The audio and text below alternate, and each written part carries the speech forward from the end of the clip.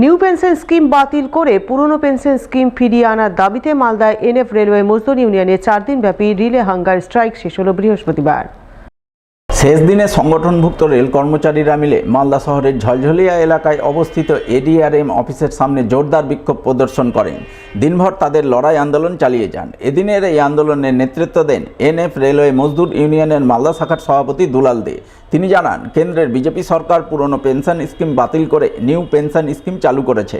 এর প্রতিবাদে all India railway men's federation চলতি মাসের 8 তারিখ থেকে 11 তারিখ পর্যন্ত রিলে হাঙ্গার স্ট্রাইকের ডাক দিয়েছে। সেই ডাকে সাড়া দিয়ে মালদায় এনএফ রেলওয়ে মজদুর ইউনিয়নের সদস্যরা গত 8 তারিখ থেকে মালদা এবং শামসিতে রিলে হাঙ্গার স্ট্রাইক করছেন।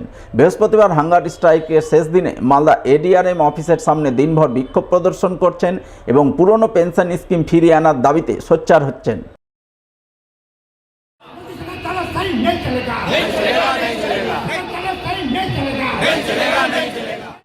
All India railway men's federation তথা এনএফ রেলওয়ে মজদুর ইউনিয়ন সারা দেশব্যাপী রিলে হাঙ্গার স্ট্রাইকের ডাক দিয়েছে। আজকে 11 তারিখ অন্তিম দিন। আমরা আজকে মালদা হেডকোয়ার্টার এডিএন অফিসের সামনে আমরা রিলে হাঙ্গার স্ট্রাইকের শেষ দিনে সকাল 9টা থেকে বিকেল 5টা পর্যন্ত আমরা এখানে হাঙ্গার স্ট্রাইকে সমবেত হয়েছি। আজকে এই হাঙ্গার স্ট্রাইকে আমাদের অধিক সংখ্যক লেডিস কমরেডরাও অংশগ্রহণ করেছে। আমরা রেল কর্মচারী, সারা দেশের রেল কর্মচারী অল ইন্ডিয়া রেলওয়ে মেন্স ফেডারেশনের আন্ডারে আমরা এই এনপিএসকে স্ক্র্যাপ করার জন্য বিভিন্ন আন্দোলন করছি। তারই সেই আন্দোলনের একটা রূপ গত 8 তারিখ থেকে 11 তারিখ পর্যন্ত সারা দেশে রিলে হাঙ্গার স্ট্রাইক চলছে। আজকে তার অন্তিম দিন। আসন্ন লোকসভা নির্বাচনের দিকে লক্ষ্য রেখে মালদা জেলা তৃণমূল মহিলা কংগ্রেস কমিটির উদ্যোগে পাড়া বৈঠক হয়ে গেল বৃহস্পতিবার। চলো পাল্টায় এমনই স্লোগানকে সামনে রেখে এদিন এই বৈঠক অনুষ্ঠিত হয় ইংরেজবাজার পৌরসভা 22 নম্বর ওয়ার্ড এলাকায়।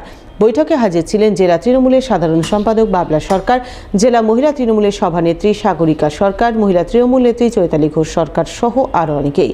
এদিনের এই পাড়া বৈঠকে আসন্ন লোকসভা নির্বাচন নিয়ে সাংগঠনিক নানান বিষয়ে আলোচনা হয়। সে সঙ্গে বিজেপি সাম্প্রদায়িক প্রচার থেকে মহিলাদের সচেতন থাকার আহ্বান জানান উপস্থিত তৃণমূল নেতৃত্ব। আজকে ওনার ওয়ার্ডে আমরা পাড়া বৈঠক করলাম মহিলাদের নিয়ে।